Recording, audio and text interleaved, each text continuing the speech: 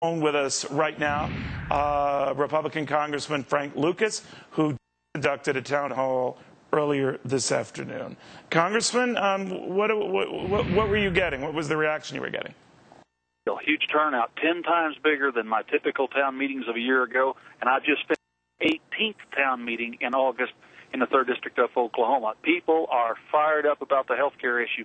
Literally 75% of the discussion, health care. The other 10% or 15 is cap and tax. But fired up and fearful of government-run health care.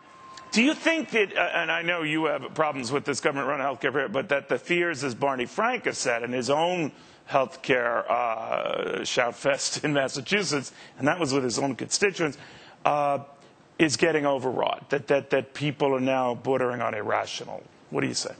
They're so fired up, Neil, and the meetings have become more and more intense as I've worked through the month of August. If I had not voted against cap and tax, if I had not voted against stimulus, if I had not voted against TARP, if I had not said that I would not vote for this version of health care, I'm not sure what would have happened to me in my public meetings.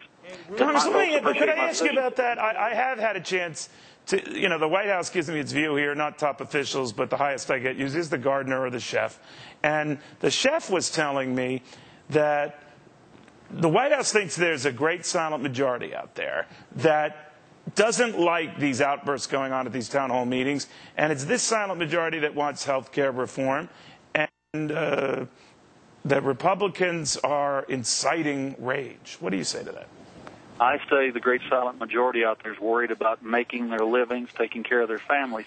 As they become familiar with what the cost of this bill will be, when they become more familiar with the version that Chairman Waxman and Speaker Pelosi advocate and what it will do to the traditional delivery of health care in this country, I think they'll become more motivated to demand this version, not be the version.